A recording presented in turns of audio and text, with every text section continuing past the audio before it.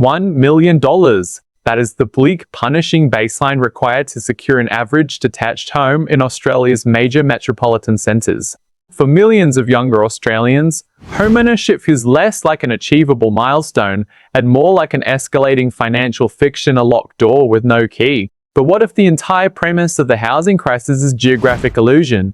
What if the barrier isn't a lack of affordable housing, but a failure of imagination? Across the vast, sun-scorched expanse of the Australian continent, entire freehold homes are currently exchanging hands for less than the price of a modest family sedan.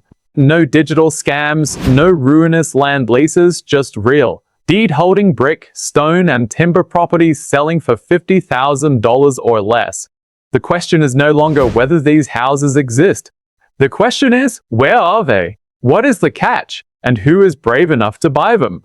To cut through the noise, we have built a rigorous investigative map. Every location on this list has been vetted against 3 strict criteria. It must offer verified freehold title ownership, access to fundamental municipal infrastructure, and real, active market listings within a 5-figure budget. We are taking a cinematic cross-country journey through 10 extraordinary regional locations, moving from historic desert mining settlements and subterranean outback dugouts to moody Tasmanian rainforests and tropical Queensland hubs. And waiting at the very end of this countdown is a breathtaking Tasmanian mountain basin that offers what might just be the ultimate property loophole in the country. The map is drawn, let's begin the descent. Our journey starts deep in the far-flung interior of New South Wales, in a city built in an ocean of silver, lead and zinc. Broken Hill is not just a town, it is a monument to Australian outback heritage. Designated as the country's first heritage-listed city, it boasts grand Victorian-era architecture, wide tree-lined avenues, a thriving arts community, and a resilient municipal infrastructure born from over a century of mining wealth. Yet, despite its cinematic streetscapes and established amenities, entry-level fixer-upper miners' cottages can frequently be acquired right in the $45,000 to $49,000 sweet spot on surprisingly generous land parcels. The appeal here is raw sweat equity. You are buying thick, corrugated iron and historic stone structures that have stood the test of desert heat for over 100 years. Naturally, these properties demand heavy renovation, roofs need sealing, wiring needs modernization, and desert dust is a relentless neighbor. Before the intrepid DIY investor or creative soul looking to transform the heritage shell into an atmospheric Airbnb retreat or an outback studio, Broken Hill offers incredible romance paired with dirt-cheap entry costs. Can an old mining cottage survive the harsh desert climate without draining your savings account? Only if you respect the bone-dry elements. Because from the baking plains of New South Wales, we cross state lines into a subterranean world where residents live entirely beneath the desert floor. Welcome to Coober Pedy, the opal capital of the world, where the surface of the Earth looks like a lunar impact zone and life happens entirely out of sight. In this searing South Australian desert outpost, summer temperatures routinely obliterate the 40-degree mark.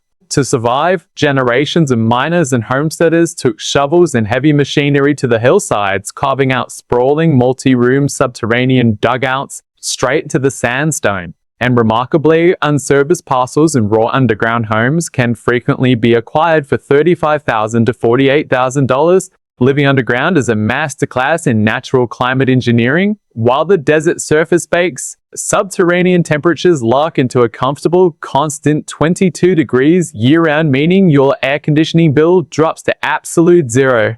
There are no structural timber rot issues and no termites. You are literally living inside the earth. Of course, expansion requires an excavator rather than a hammer, and plumbing logistics require specialized engineering. But for sheer novelty, self-contained climate control, and a thriving global community of prospectors, Coober Pedy offers a lifestyle found nowhere else on Earth. What is it actually like to sleep in a bedroom carved entirely out of sandstone? It is dead silent, pitch black, and utterly serene. But as fascinating as the subterranean desert is, our next stop takes us back up to the surface into the roaring heart of a legendary Western Australian gold rush giant. Deep in the goldfields of Western Australia sits Kalgoorlie, home to the super pit, one of the largest open-cut gold mines on the planet. This is a heavy-hitting industrial frontier town defined by roaring haul trucks, massive economic cycles, and deep-pocketed resource companies.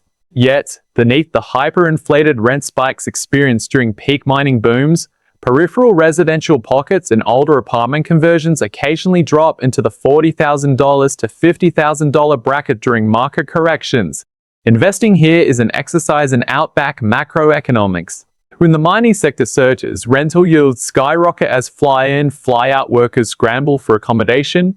When the cycle dips, capital values can stall. For the savvy investor, buying a low-cost residential asset in Kalgoorlie is a high-yield play that requires nerves of steel and a close eye on global commodity markets. Can a mining town investment fund your retirement? It can, provided you time your entry and manage your remote properties with clinical precision. From the blazing red dust of the west, we cross the continent once again to drop straight into the misty, copper-stained mountains of the Tasmanian west coast. Zeehan is a moody, cinematic ghost of a mining boomtown nestled deep within Tasmania's rugged, temperate rainforest. Once known as the Silver City, it was the third largest town in Tasmania at the turn of the 20th century, pulsing with wealth and grand civic ambitions. Today, it is a quiet, atmospheric wilderness sanctuary where central weatherboard and iron cottages sit at rock-bottom prices, often listed between $40,000 and $50,000. The environment here is the exact opposite of Coober Pedy. Instead of baking drought, Zeehan faces epic annual rainfall, deep mountain mists, and relentless dampness. Buying a historic timber cottage here means mastering timber preservation, treating rising damp, and insulating against crisp southern winters. But for the intrepid nature lover, the reward is unmatched.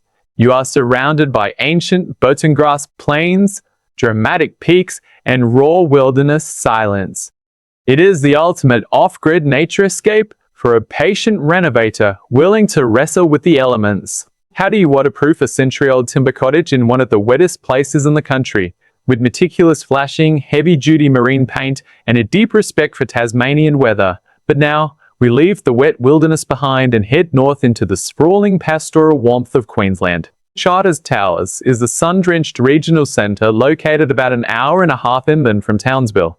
Born from a staggering 19th century gold rush that briefly made it the second largest town in the colony, it retains an astonishing collection of heritage streetscapes, complete with wide verandas, cast iron lacework, and fully functioning civic infrastructure, including major schools and hospitals. While prime inner-city real estate commands standard regional prices, certain modular structures and older heritage-style peripheral lots trade right near the $45,000 mark. Living in North Queensland requires adapting to tropical realities.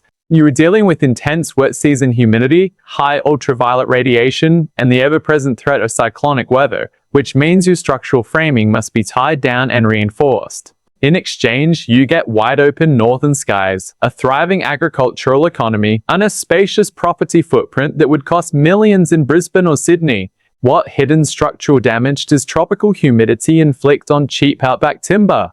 Without proper ventilation and pest barriers, timber can succumb to moisture rot and termites within years, making meticulous building inspections non-negotiable. From the tropical heat of the north, we head south, down into the peaceful Victorian wheat belt. Nhill sits strategically along the Western Highway halfway between Melbourne and Adelaide, serving as a classic agricultural anchor for the Wimmera Green Belt.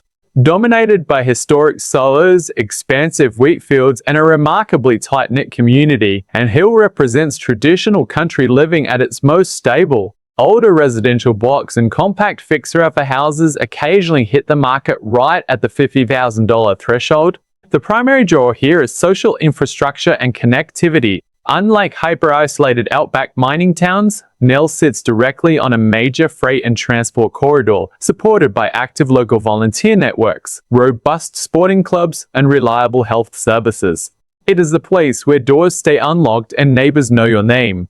For a remote worker or digital nomad looking to escape the relentless hustle of capital city real estate while maintaining reliable internet and highway access, a small Victorian country town offers a deeply grounding lifestyle. Can a small farming town provide enough economic opportunity for a remote worker? If your income is digital, your cost of living plummets to near zero, leaving your capital free to grow. From the quiet Victorian grain belt, our map shifts focus to a regional community deeply tied to its traditional lands and regional South Burnett governance.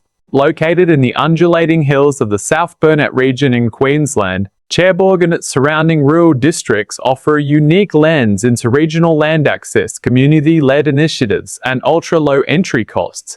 Peripheral residential plots and affordable housing stock in the broader district frequently trade in the $40,000 to $50,000 range.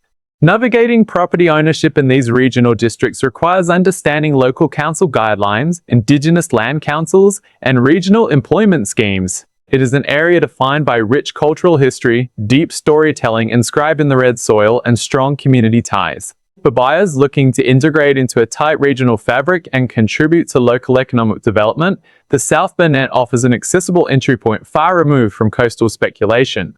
What unique council guidelines govern property ownership in regional community districts? Zoning overlays and cultural heritage protections often apply, ensuring that development respects the historical fabric of the land. From the Burnett Hills, we track toward the lush, emerald river valleys of northern New South Wales. Grafton is widely celebrated as one of Australia's most picturesque regional cities, famous for its grand Victorian civic architecture and the breathtaking canopy of thousands of purple jacaranda trees that bloom every spring along the majestic Clarence River.